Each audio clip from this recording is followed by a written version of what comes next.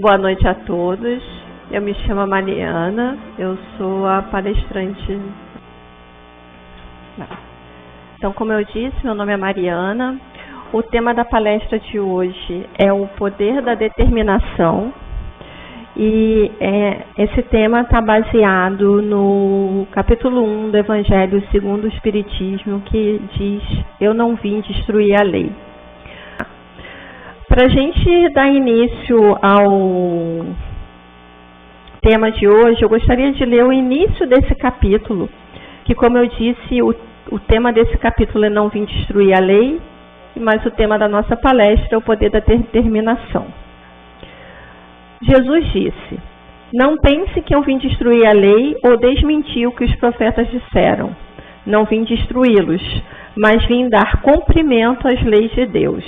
Em verdade, eu digo a vocês, que o céu e a terra não passarão antes que tudo que está na lei seja totalmente cumprido. Capítulo 5 do Evangelho de Mateus, versículos 17 e 18. Para a gente chegar no tema, o poder da determinação, eu vou contextualizar um pouco vocês do que essa passagem está trazendo. Mas voltando ao tema, quando Jesus diz eu não vim destruir a lei, é importante a gente contextualizar em que momento isso foi dito, né? Então, eu vou voltar um pouco no tempo com vocês e começar lá na época de Moisés, quando recebeu no Monte Sinai os 10 mandamentos, que foram as primeiras leis, né? Quando Moisés, no tempo de Moisés, que Moisés conduziu o povo hebreu, né, para o êxodo, para mudança naquela época, a gente estava falando de um tempo que de aproximadamente 1.500 anos antes de Jesus encarnar. E que realmente não existia lei. A lei era barbárie. E que naquele momento o que precisava era uma lei, sim, moral, mas também uma lei dos homens. Então, o início da lei de Deus começa com os 10 mandamentos para a lei moral e, posteriormente, Moisés também traz mais de 600 leis para organizar o povo da época. Porque a gente pode contextualizar que a época de Moisés, se a gente for trazer no tempo de hoje, se a gente for imaginar como a idade escolar, Moisés, o tempo de Moisés era o maternal, né? Berçário praticamente. O berçário, a gente tem o berçário, maternal 1, 2, o pré, fundamental 1, 2, ensino médio, graduação, pós-graduação, mestrado, doutorado, pós-doc. O tempo de Moisés era ali no berçário ainda. E para aquele momento ele precisava de uma lei objetiva e que dizia da existência de Deus. Então esse também é conhecido como a primeira revelação. Essa é a época que a gente estava no tempo de Moisés, 1.500 anos antes de Jesus vir. E para aquele tempo isso era importante, porque a gente estava falando de espíritos também com pouco conhecimento e que era o que eles conseguiam entender naquele momento.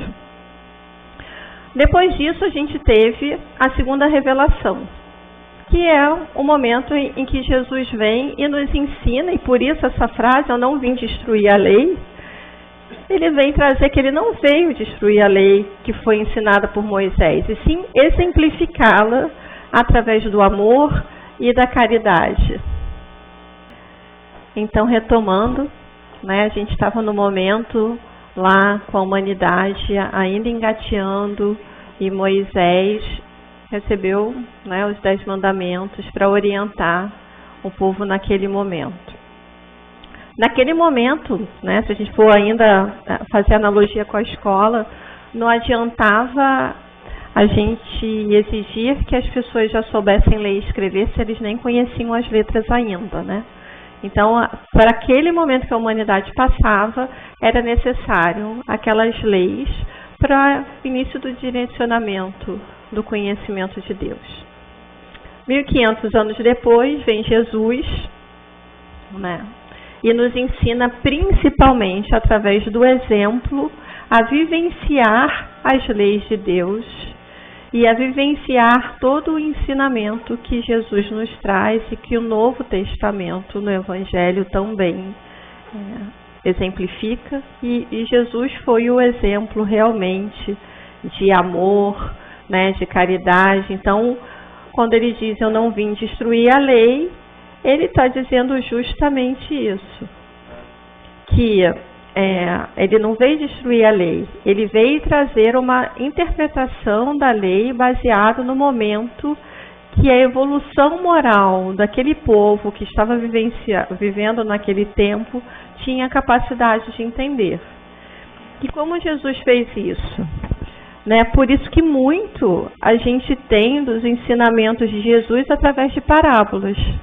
E as parábolas, elas eram muito relacionadas à vivência daquele tempo. Então, normalmente traziam histórias como do semeador, né? Que eram, vamos pensar naquele contexto, né? Um mundo muito mais rural, né? Com as pessoas vivendo no outro ritmo, diferente do que a gente vive hoje, mas já com capacidade de ter um entendimento, se a gente seguir na nossa analogia com a escola, de ler e escrever. Eles já tinham conhecido as leis, já conheciam os números, então já estavam alfabetizados, a gente já poderia, né, ter uma evolução daquele ensinamento de Moisés para o momento de Jesus. Então, eu já saí das operações básicas, né, e do alfabeto e consegui ser alfabetizada.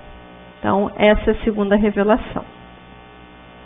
Depois disso, 1860 e poucos anos se passam e vem a terceira revelação. E a terceira revelação é o Espiritismo. E diferente das duas primeiras, ela não vem por uma pessoa.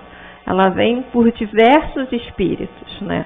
Allan Kardec foi o codificador, né? Foi um instrumento através do qual esses espíritos traziam a mensagem que ele codificou. Então, a terceira revelação é o Espiritismo. E o que o Espiritismo traz, né, para uma caminhada de uma evolução de uma humanidade que já tinha conhecido as letras, os números, já estava alfabetizada, já tinha evoluído na escola e que já estava ali, mais ou menos no Fundamental 2, indo para o ensino médio.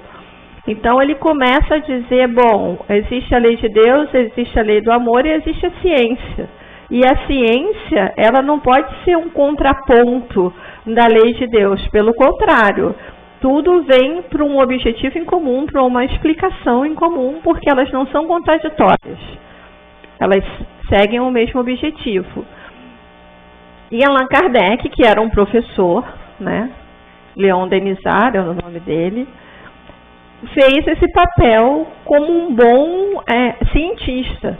Foi pesquisar. Como é que eu fui pesquisar o mundo espiritual? Eu preciso comprovar que o que se fala e o que se vê, e naquela época tinha algumas manifestações mediúnicas, tem ligação com a ciência. E ele começa a estudar e faz todo o papel que transformou as obras básicas, o Livro dos Espíritos, posteriormente o livro da Gênesis, o Livro dos Médiuns, do Evangelho segundo o Espiritismo. Então, ele usou do conhecimento dele acadêmico como professor, conhecimento científico, para fazer essa ligação ciência-religião. E nos colocar que estamos falando de não ideias opostas, e sim de ideias que se complementam. Porque na caminhada evolutiva da humanidade, a gente já estava terminando o Fundamental 2, indo para ensino médio, já existia capacidade de entendimento disso. Antes, não adiantava trazer essa informação, é como se lá no tempo de Moisés eu quisesse ensinar para a humanidade química. Eles não iam conseguir entender. E se a gente for trazer um contraponto para nós, assim também a nossa caminhada evolutiva. Aí vocês podem falar assim para mim, pô, Mariana, mas o tema da palestra é o poder da determinação, né? Por que você está trazendo tudo isso para a gente?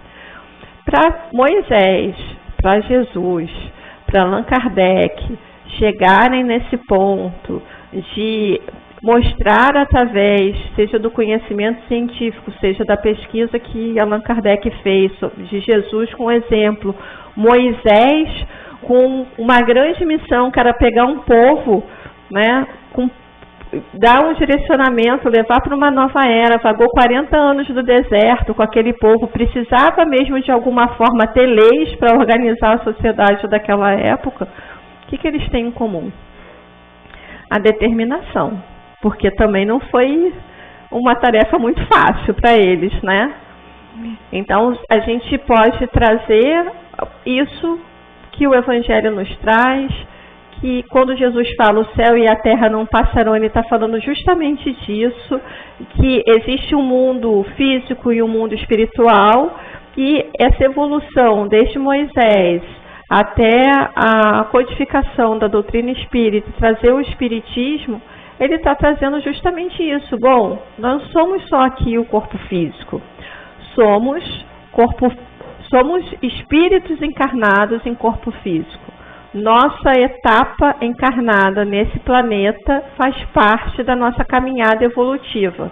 Assim como a gente veio caminhando com a lei de Deus, lá da era de Moisés, que eu estava engatinhando, e estou encaminhando agora já para a minha formação da graduação nesse momento, assim foi toda a caminhada evolutiva da humanidade. Então a gente tem que entender que somos espíritos que reencarnamos, possivelmente várias vezes, e estamos aqui numa etapa da nossa jornada evolutiva. A gente pode também seguir na nossa analogia com a nossa caminhada escolar, que como espíritos também passamos pelas mesmas situações. Nascemos, engatinhamos, fomos evoluindo, cometendo erros, aprendendo, reencarnando, mas que esse período que a gente está aqui encarnado, num planeta de provas e expiações, que está migrando para um planeta de regeneração, estamos num momento de transição planetária e fazemos parte disso e temos que conceber que isso faz parte da nossa caminhada e a determinação dessas pessoas que nos antecederam são exemplos da nossa jornada evolutiva e de como podemos também fazer essa reflexão para o nosso dia a dia. Eu separei na verdade, um parágrafo a respeito da determinação. O conceito de determinação é ter a certeza íntima de direcionamento. Ser determinado é ter metas claras e definidas e uma convicção plena que irá alcançá-las. A pessoa determinada possui uma vontade inquebrantável de atingir seus objetivos e tira sua motivação dessa fonte inesgotável de energia. Se a gente for pensar no Moisés, em Jesus, em Allan Kardec, todos eles tiveram essa fonte inesgotável de energia para atingir o objetivo, né? Ter superação, ter determinação é poder superar as dificuldades. Então, quando a gente traz isso para a nossa realidade, precisamos entender, e temos esse entendimento que somos espíritos numa caminhada evoluída, encarnadas nesse momento, começamos a entender também que somos espíritos encarnados e que sim, existe uma combinação prévia daquilo que vai ser a nossa jornada como encarnados. Mas essa combinação prévia, baseada no que a gente já viveu como espírito em evolução até o momento, não quer dizer que, que eu tenho um destino, né? Não posso confundir determinismo, determinação e destino. Não é porque eu combinei, Mariana, vou encarnar, passar por tal dificuldade, né? Vou ter tal sofrimento, porque já causei uma dor para o meu irmão anteriormente, então agora eu vou vivenciar essa dor para experimentar, né? E para entender, e muitas vezes a gente vê isso, né? Eu tenho num membro na minha família que às vezes é um pouco mais difícil, será que ele não veio para que eu também possa ter um aprendizado em conjunto com ele, de resgate de algo que numa encarnação anterior, de repente, não foi uma relação tão boa, ou um aprendizado também de desenvolvimento de paciência, tolerância, né? Dentro do nosso lar, na verdade, são quase sempre os nossos maiores desafios, os nossos maiores aprendizados.